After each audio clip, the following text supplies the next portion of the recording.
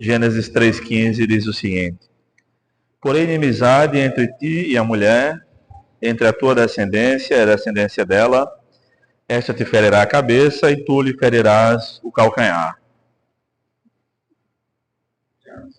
Oi, Gênesis 3,15. Bem, essa passagem, esse capítulo de Gênesis, capítulo 3, é um dos mais importantes capítulos da Bíblia. Se esse capítulo fosse retirado da Bíblia, a gente não entenderia todo o resto. Para vocês terem ideia da importância desse capítulo, tá? A Bíblia tem 1189 capítulos e quase tudo que se desenvolve é a partir do que acontece aqui em Gênesis 3, Gênesis capítulo 3. A queda do homem, a entrada do pecado no mundo, a promessa de um Redentor, a primeira promessa. E nessa promessa aqui que nós lemos em Gênesis 3, é a primeira promessa em relação à chegada do Messias, do nosso Senhor Jesus Cristo. Algumas traduções mais antigas dizem que ele seria da semente da mulher. As traduções mais literais, na Revista Corrigida, na Almeida Corrigida e Fiel também. E, embora seja mais difícil da gente ler essas traduções, ela é mais literal. O que indica que desde o princípio Deus prometeu que o Messias chegaria ao mundo por um nascimento virginal, sem participação masculina na sua concepção. Porque a mulher não tem semente, quem tem semente é o homem. Aliás, a palavra semente em grego, no caso do Novo Testamento, é sêmen. É sêmen. Sêmen é semente mesmo, tá? Então, Deus fez com que Jesus Cristo viesse ao mundo. E Ele prometeu ao longo dos séculos como aconteceria isso. Essa passagem só foi plenamente conhecida, essas palavras só foram plenamente compreendidas quando Maria engravidou. Quando o anjo falou com ela, naquele momento, pelo que tudo indica, ela ficou grávida, quando o anjo Gabriel falou com ela, e José até pensou em abandoná-la, pensou em deixá-la, porque pensou que ela não tinha engravidado. Que história é essa? A parte de Deus, né? Antes dele, ninguém ouviu falar nisso, né? E também não se repetirá. Então, nós vemos na Escritura que há promessas messiânicas, promessas de um Messias.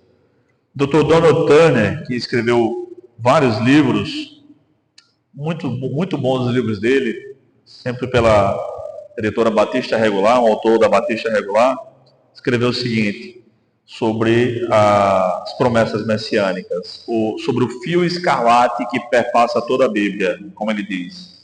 Tal expressão tem origem bíblica em Josué 2, do verso 17 ao 19, em que os dois espias enviados por Josué a Jericó aconselharam Raabe a atar um fio escarlate ou vermelho à janela da sua casa, e que foi o sinal da redenção ou salvação para ele e sua família, conforme Josué 6:25.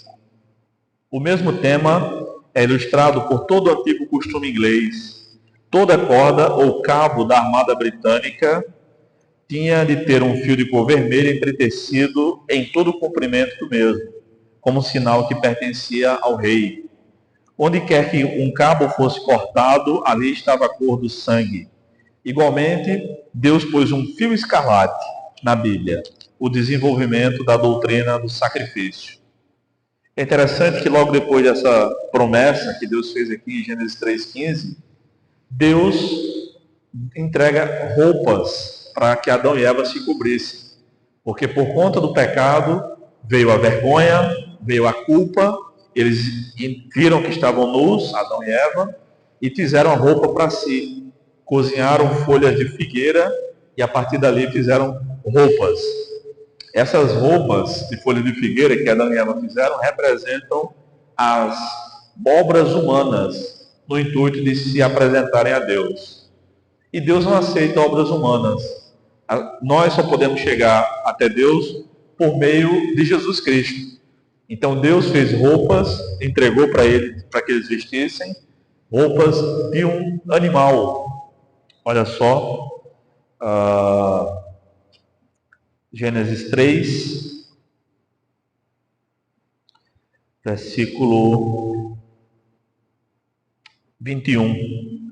E o Senhor Deus fez roupas de peles para Adão e sua mulher e os vestiu. Isto é, Deus fez o primeiro sacrifício, matou o primeiro animal, com aquela roupa, com aquele couro ele fez uma roupa e entregou. E essa roupa representa o próprio sacrifício de Cristo. E agora, vestidos com a roupa do sacrifício, os seres humanos podiam novamente manter comunhão com Deus. Então, nada na Bíblia é por acaso, nada está aqui porque o autor de qualquer um dos livros queria escrever por si, não. Pedro diz na sua segunda carta que nenhuma parte da profecia é de particular interpretação, ou que nenhuma parte da Bíblia também foi feita por vontade humana. Ou seja, nada está na Bíblia porque o homem quis, como alguns dizem hoje em dia, né? Dizem, primeiro, alguns críticos da fé cristã, que Constantino mudou a Bíblia, o imperador romano, século IV. Depois, dizem também que Lutero modificou a Bíblia no século XVI, porque Lutero queria casar. já me disseram isso. E eu disse, qual foi a parte que ele mudou então, para que ele pudesse casar? E não é verdade. Historicamente, Lutero não pensou em casamento. Não foi por isso que aconteceu a Reforma Protestante. E ele não casou no mesmo ano da Reforma. Ele casou anos depois com a ex-freira Catarina, e foi por insistência dela. Ele mesmo não queria casar, não. Ele estava satisfeito. Tá? Não tem nada a ver. Então, esse capítulo é de extrema importância para toda a Bíblia, toda a Escritura. Porque toda a mensagem do Antigo Testamento pode ser resumida numa frase. Jesus virá, o Messias virá. E o mesmo pode ser feito com o Novo Testamento. Se precisássemos resumir a mensagem do Novo Testamento numa frase, seria: Jesus veio e voltará. Tá? Toda a Bíblia aponta para Cristo. Nós estudamos recentemente, na escola bíblica, o livro de Esther, e há pequenas histórias no livro de Esther. Esther, por incrível que pareça, não é a principal personagem do livro. Talvez o nome do livro deveria ser Mardoqueu e não Esther. Tá? O principal personagem humano não é Esther no livro, ela é a rainha. Mas Mardoqueu termina a história mandando mais que ela. Em todo o império, só quem mandava mais que Mardoqueu era o rei Assuero, ou Xerxes, como também pode ser entendido. Era outro nome que ele tinha. Então veja, mas dentro daquelas histórias pequenas do livro de Esther, há uma grande história, que é a história de vitória do povo judeu sobre os antissemitas, que perdura até hoje naquele mesmo país. A Pérsia era até a década de 1930 chamada Pérsia, o país que hoje nós chamamos de Irã. Hoje eu vi uma imagem terrível sobre o Irã. Foi morto o líder do Hezbollah, né? O líder diplomático, como eles chamam, super diplomático, né?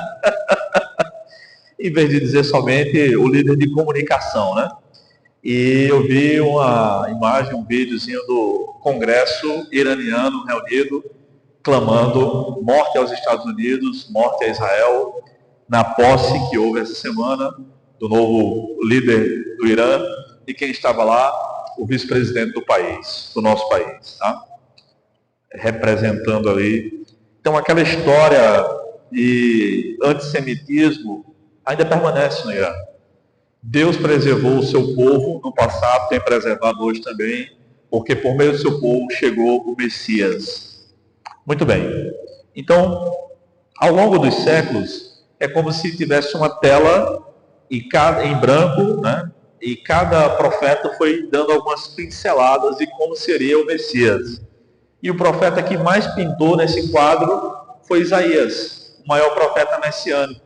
Mas Deus foi afunilando as coisas. Deus escolheu Abraão e disse: da sua descendência vai vir, todas as famílias da terra serão abençoadas. Em Gênesis 12, versos 2 e 3, nós lemos: e farei de ti uma grande nação, te abençoarei e engrandecerei o teu nome, e tu serás uma bênção. Abençoarei os que te abençoarem, e amaldiçoarei os que te amaldiçoar. e todas as famílias da terra serão abençoadas por meio de ti. Um texto que Dinho citou há pouco. Veja só, o problema, o bacana disso aqui é que quem abençoa é Deus. E o problema, para quem é amaldiçoado, é que quem amaldiçoa é Deus. E ninguém pode tirar nem a bênção, nem a maldição. Tá? Como as famílias da terra serão abençoadas por meio de Abraão? Por meio de seu descendente, Jesus. E assim exatamente que começa o Novo Testamento. O primeiro versículo de Mateus diz: livro da genealogia de Jesus Cristo, filho de Davi, filho de Abraão. Filho ali é descendente, né? Não é filho literalmente, é descendente. É um sentido mais amplo da palavra filho. E Jesus é o filho de Davi e o filho de Abraão de duas maneiras. A primeira, que é literal, que o texto está dizendo lá, é a primeira passagem de 3 listas de 14 gerações que Mateus organizou o seu livro. Tá? E Jesus é o descendente de Davi, que por sua vez é descendente de Abraão. Essa é a ideia. Mas, numa tipologia bíblica também, Jesus é um tipo, foi tipificado, melhor dizendo, pelo principal filho de Davi, Salomão, o homem mais sábio que havia passado na face da terra, até Jesus encarnar, e o principal filho de Abraão, que foi Isaac. Por isso Jesus pôde dizer em João capítulo 8, Abraão viu o meu dia e exultou em ver o meu dia. Quando Abraão viu o dia de Cristo? Quando não precisou sacrificar Isaac. Quando Abraão levantou o cutelo, a machadinha, não precisou baixar para matar seu filho. Ele viu o cordeiro e ele sacrificou o cordeiro. Ali foi o dia de Cristo. Então Jesus é o filho de Davi, que é o filho de Abraão. E a partir de Abraão, Deus foi afunilando de onde viria o seu Messias, o prometido. Abraão, Isaac, Jacó. Jacó teve 12 filhos homens, uma mulher. De Jacó, Deus escolheu Judá. Da tribo de Judá, Deus escolheu a família de Davi. E mesmo quando o reino se dividiu entre Judá no sul e Israel no norte, todas as Bíblias que têm mapas, têm 2 mapas. Reino Unido, você vê as tribos de Israel todinha lá, e as 12, e depois o mapa seguinte é o reino dividido. Israel ao norte e Judá acima. E Judá ao sul, abaixo. E juntando todos os reis da monarquia de Israel, dá 40 reis. Se você ler algum comentário bíblico, provavelmente eles vão dizer que dão 39 reis. Mas se você contar na Bíblia, dá 40, porque teve um rei lá que reinou bem pouquinho tempo, tá? Eu já contei mais de uma vez, e até perguntei à minha professora na época de seminário, professora, por que dizem 39? Eu contei, deu 40. Ela falou, esse povo fala isso mesmo, mas quase todo o livro diz 39, tá? Mas se você contar, na escritura dá 40 reis. De Saul até o último rei, tá? E aí, o reino do norte, que foi liderado por Jeroboão, quando Roboão, filho de Salomão, assumiu o trono, teve 9 dinastias, o reino do norte. 9 dinastias, 9 famílias, nenhum servo de Deus. De Jeroboão até o povo ir para o cativeiro da Síria, nenhum servo de Deus. O reino do sul, por sua vez, teve uma dinastia só. Todos os que reinaram, depois de Saul, obviamente, eram da descendência de Davi. O próprio Davi, Salomão, Roboão e assim por diante. Uma só dinastia. Houve reis tementes a Deus e outros que não temeram a Deus. Como a gente explica essa organização política? A promessa de Deus foi: somente viria o Messias pela casa de Davi. Por isso Deus não permitiu que tivesse outro rei em Israel. Por isso ele é o filho de Davi, o verdadeiro rei. O pastor Luiz Saião disse que o tema do Evangelho de Mateus pode ser dito assim: o rei chegou, a festa vai começar. Saião é muito criativo, né? Tem um sermão dele em Levítico que eu achei, até comentei com ele uma vez que eu encontrei, 2014, eu acho, esse tempo, né? Onde há fumaça, há culto. um tema lá sobre sacrifícios. Tá? Então, é isso o tema do Evangelho de Mateus mesmo, a chegada do reino, e a chegada do reino se dá pela chegada do rei. Por isso ele diz, o rei chegou, a festa vai começar, e é o que acontece mesmo. Então, Deus foi prometendo e foi cumprindo, e Deus disse a Davi, segundo Samuel, capítulo 7, é um capítulo muito importante sobre a questão do Messias. No verso 16, diz o seguinte: mas a tua casa e o teu reino serão firmados para sempre diante de ti, teu trono será estabelecido para sempre. Deus prometeu isso a Davi, e Deus não falha, Deus não erra, Deus não mente, Deus não se engana, Deus não se precipita, Ele promete e Ele cumpre. Mais à frente, segundo Samuel capítulo 7, versos 18 e 19, nós vemos Davi extremamente emocionado. Ele era poeta, ele era um artista, era um músico, era um homem romântico também, até demais, né? Tinha 12 esposas, chegou a ter 12 esposas, e ele disse o seguinte, o texto diz, então o rei Davi entrou, sentou-se perante o Senhor e disse, quem sou eu, Senhor Deus? E quem é a minha família, para que me tenhas trazido até aqui? Senhor Deus, isso ainda foi pouco aos teus olhos, pois também falaste sobre a família do teu servo para tempos distantes. É assim que ages com os homens, ó Senhor Deus. É assim, com grande benevolência, com grande misericórdia, com muita bondade, é assim que Deus age para com seus servos. E Davi reconheceu isso. É como no nosso português coloquial, é como se Davi tivesse dito, o Senhor achando pouco, ter me tornado, eu que era o office boy da minha família, o caçula da minha família, que cuidava lá das ovelhas, nem estava presente quando Samuel chegou para ungir o novo rei de Israel, lá na casa de Painho. E aí o Senhor me fez rei, achando pouco, o Senhor ainda me fez uma promessa dessa. Então, uma das questões importantes que os seres humanos lutam é para que o seu nome não seja esquecido. Isso não é necessariamente mal. O problema é quando o homem faz de tudo para que seu nome não seja esquecido. Nós queremos que o nosso nome se perpetue. Por isso a gente quer ter filhos e netos e assim por diante. A gente não quer que o nosso trabalho vá embora. Né? A gente não quer ser jogado no lixo, nosso corpo ser jogado no lixo quando estivermos mortos. Não, a gente quer que a nossa memória seja respeitada. Isso faz parte da dignidade humana. Eu já fui a muitos funerais, vocês já devem ter ido também, e é comum nos funerais dos crentes, os pastores dizerem, fulano não está mais aqui. Eu sempre me encabulei com isso, porque eu estou vendo fulano lá, como é que fulano não está ali? Né? Agora, a morte é a separação. Morte significa separação. Ele está morto, porque ele está separado dele mesmo. Mas um dia, quando Jesus voltar, aquele corpo que terá sido comido por vermes, terá um novo corpo. Aquele homem terá, aquela mulher, aquela pessoa terá um novo corpo. Um corpo que a pessoa vai poder se alimentar e que também vai poder atravessar paredes. Que não vai mais morrer, não vai adoecer, mas que vai poder ser tocado, como o corpo do Cristo ressurreto, que foi tocado.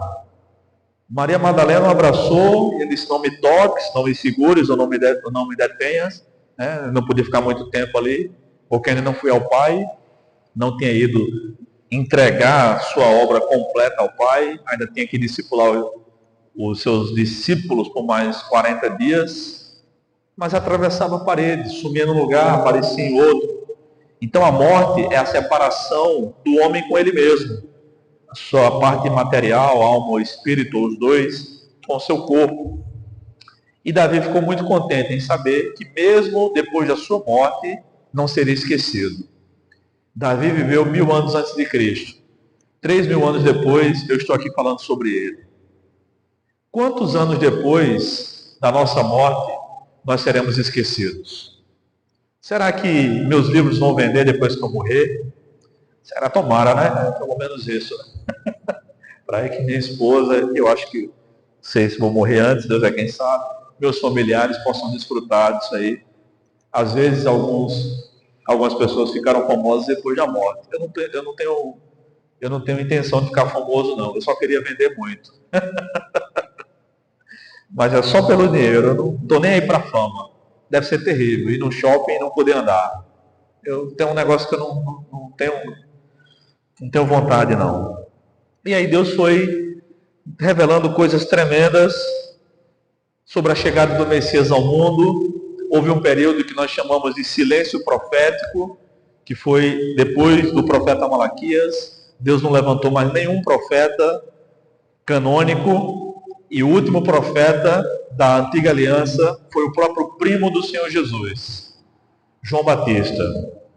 João Batista não conhecia Jesus. Ele conheceu Jesus, o Evangelho de João diz isso, quando Jesus foi ser batizado por João no Rio Jordão, que não é o Rio Jordão que tem hoje em Israel. Esse rio foi desviado há 60 anos, tá? Então, onde Jesus se batizou não é mais rio. Mas, enfim, quando vocês forem a Israel, vocês vão ver que Davi está sepultado em 3 lugares, Jesus em 2, foi sepultado em 2, e guia de turismo sempre inventa história, tá? Vai dizer que Jesus foi batizado ali, mas se vocês lembrarem, por acaso, dessa mensagem, vão saber que não foi ali, tá? Mas se for também, a água não é mágica, não. Pois Jesus mora em nós não precisamos de mais nada, de amuleto nem nada. E Jesus, o próprio Jesus disse, que entre os nascidos de mulher, ninguém era maior que João. Por que isso? Porque aquilo que foi ansiado pelos profetas, só João viu. Isaías viu a glória de Cristo, tá? João capítulo 12 diz isso. Provavelmente foi por isso que ele teve tanta precisão nas suas profecias. Então ele teve visões. João 12, do verso 40, 42 por ali, diz que Isaías viu a glória de Cristo. Mas João tocou em Cristo, viu literalmente, não por visão, viu com olhos carnais mesmo. Então João Batista, entre os nascidos de mulher, foi o maior. Porém, na mesma fala, Jesus disse, mas o menor do reino dos céus é maior que João. Por que isso, irmãos? Nós estamos na era do reino dos céus, ou na era do reino de Deus, é a mesma coisa, tá? Então, o reino de Deus, que foi inaugurado com a encarnação de Cristo, é maior do que o tempo dos profetas. Porque agora, por exemplo, o pessoal que viveu no primeiro século viu Cristo, falou com ele, ouviu a voz de Cristo, sentiu o cheiro. Maria beijou, a irmã de Marta e Lázaro, beijou os pés de Jesus. Derramou perfume caríssimo, né? Hoje daria, imagina, R$1.410 vezes 12, né? Quase 17 mil reais. 12 salários mínimos. Era o perfume dela. Imagina um perfume de 17 mil reais. Mas nós que estamos no reino, o reino é um piso mais elevado. Aqui estão os nascidos de mulher. João está acima deles. Nós estamos mais elevados porque temos toda a revelação de Deus completa, a Bíblia. Porque sabemos como foi toda a obra da redenção. Porque embora não tenhamos visto Cristo como as pessoas do primeiro século, Cristo já morreu na cruz e já ressuscitou e já habita em nós. Quem viveu antes de Cristo não tinha Cristo habitando, Deus habitando dentro dele. Agora Jesus foi glorificado e Jesus, a Trindade como um todo, né, mora dentro de nós. Então quem mora no crente? É o Pai, é o Filho ou é o Espírito Santo? É na igreja ou é no crente individualmente que Deus mora? Por incrível que pareça, na igreja a gente aprende mais que Jesus mora em cada um de nós. No seminário a gente aprende que Deus mora na igreja. Meus irmãos, a Bíblia não é preto no branco. A Bíblia mostra, na maior parte das passagens, que Deus mora na igreja. Mas também diz que Deus mora em nós individualmente. Por exemplo, João 14, 23. Jesus lhe respondeu, se alguém me amar, obedecerá a minha palavra, e meu Pai o amará, e viremos a ele e faremos nele morada. O pai e o filho moram no cristão, moram individualmente. Também Romanos 8:9. Se alguém não tem o Espírito de Cristo, esse tal não é dele. Então Deus mora na igreja. Deus também mora no crente individualmente. As duas verdades correm paralelas, como os trilhos de um trem. Então, pois não. Mas igreja não é um crente só, não é igreja. É a união mística da igreja. Sim, sim. Porque quando você fala sim, sim, sim. Sim, no templo, não.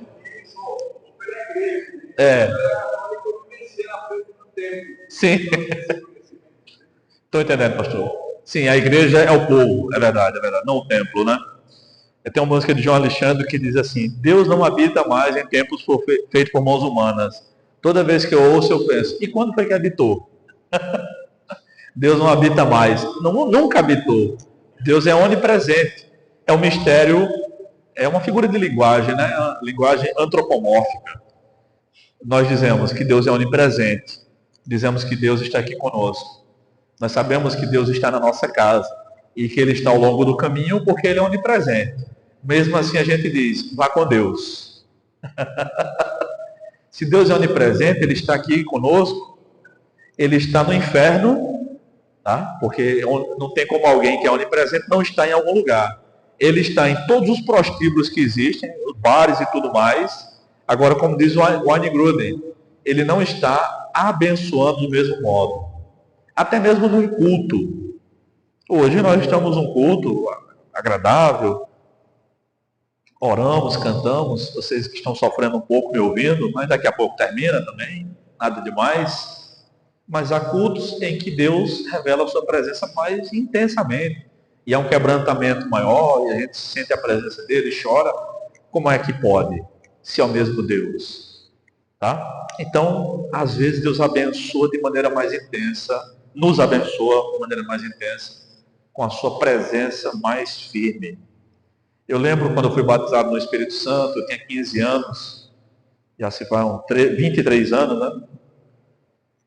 E eu tenho para mim que no céu vai ser mais ou menos daquele jeito. Sendo que é claro que vai ser melhor, né? Eu senti a presença de Deus daquela maneira. Foi num retiro, eu era jovem, quase que eu não ia para aquele retiro. Arrumei dinheiro emprestado para ir. Eram R$10. E era muito caro naquela época. Eu lembro. E eu tinha certeza que o céu devia ser daquele jeito. Nunca senti a presença de Deus. Depois já senti a presença de Deus de maneira forte também, muitas vezes. Aconteceram várias experiências comigo. Já tive várias experiências com Deus, melhor dizendo. Mas como aquele jeito, nunca mais. Nunca mais. E eu lembro, eu estava passando por uma tribulação muito grande, orando, orei antes de dormir, eu estava sozinho, estava na casa da minha sogra em João Pessoa, tem um quartinho lá, sempre que eu vou para João Pessoa é lá que eu me hospedo, e acordei cedinho, e Jesus estava no quarto. Jesus estava no quarto, irmãos. Eu não ouvi, mas eu ouvi. E ele me respondeu as orações que eu vinha fazendo já há algumas semanas. E eu voltei a dormir. Era muito cedo. Minha sogra levanta 4 da manhã, às vezes 3:30. Meu sogro não, ele dorme mais um pouco, né? Dorme mais tarde. E eu voltei a dormir, eu estava bem cansado e depois acordei umas 7 horas mais ou menos, 7 e pouco. Levantei, a oração estava respondida e eu levantei outra pessoa. Eu lembro da história da história de Victor Hugo, Os Miseráveis, do clássico filme, com Liam Neeson. Não sei quem já viu, leu o livro ou viu o filme. Não Os Miseráveis, que foi com Anne Hathaway, foi um musical. Eu não gosto de musicais, filme musical não. Mas quando Jean Valjean sai da prisão, ele tem que se apresentar em um lugar lá da França, ele tem um passaporte verde, que indica que ele é um condenado. Ele procura abrigo numa casa, ninguém lhe abre a porta, ele está dormindo no meio da rua. E passa uma mulher e diz, vá, procura uma casa para dormir. Ele diz, já bati em todas as portas. Ela diz, eu tenho certeza que você não bateu naquela porta. Era a porta de um padre, casa de um padre. E ele fez uma promessa. O padre entrou, deixou ele entrar, deu de comer, deu de comer a ele.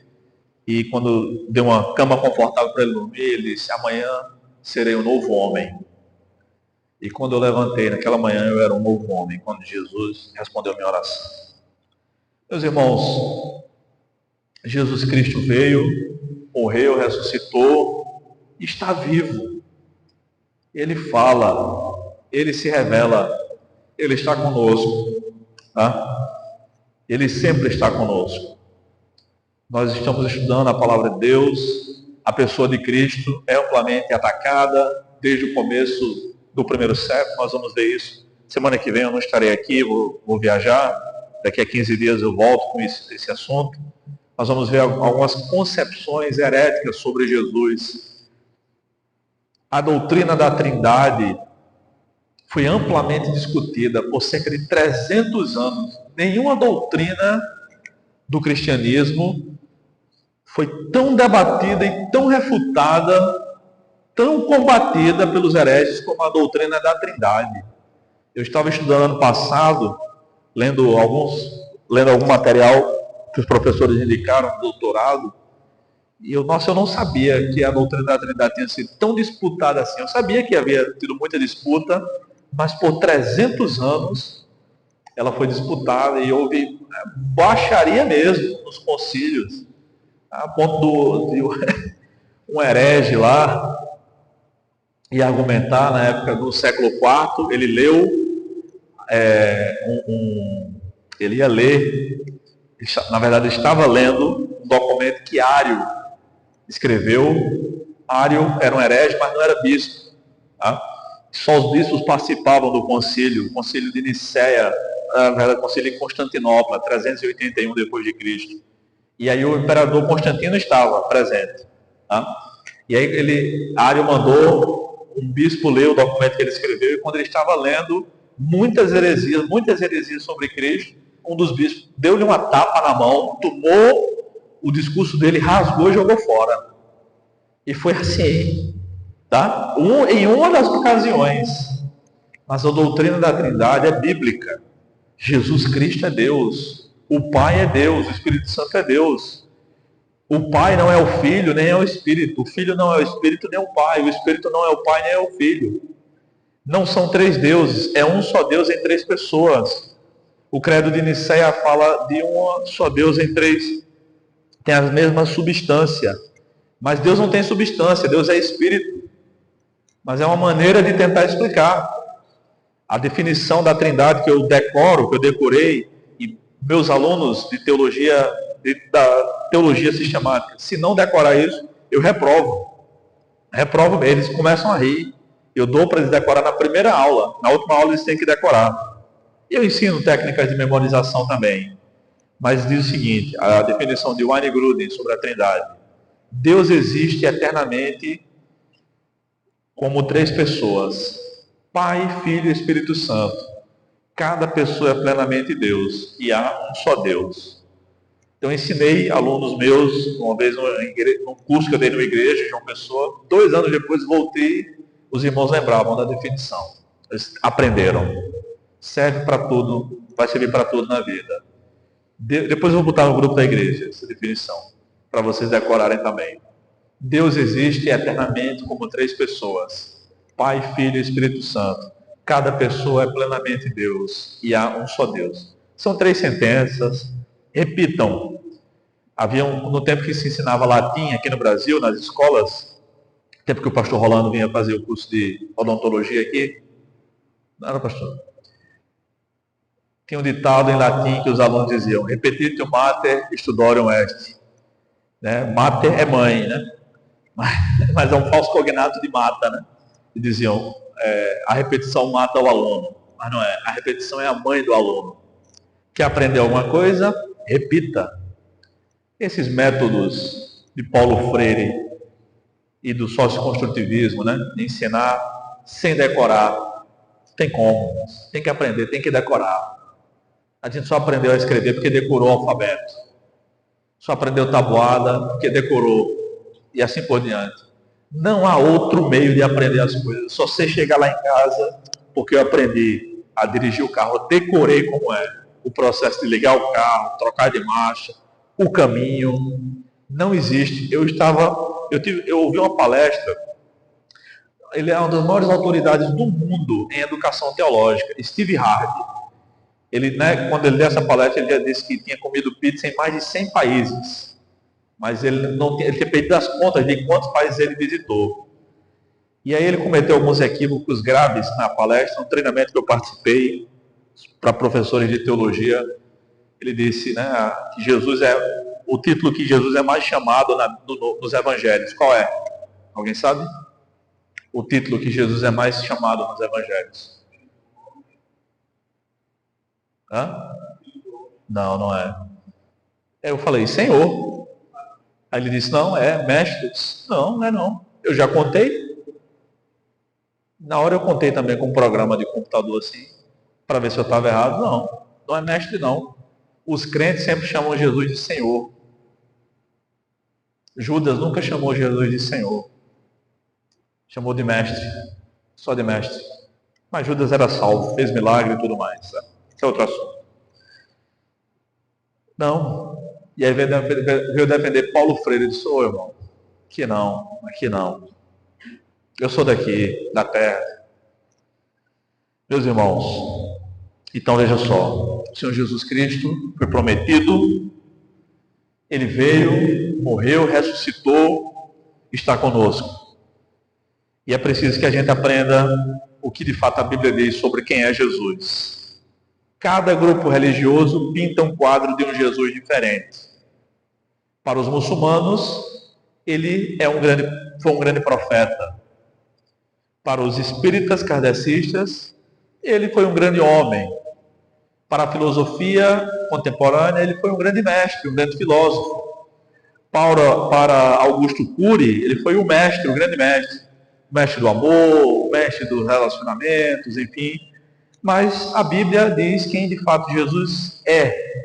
O Filho de Deus, o próprio Deus, o Senhor de toda a criação. Ele também é mestre. Ele também foi um grande pensador. Ele também foi isso, mas ele não foi só isso. Muito mais do que tudo isso. E nós vamos ver isso aí a partir dessa quarta outra, se Deus quiser, dia 15, eu retorno, se Deus quiser. Amém. Por hoje é só.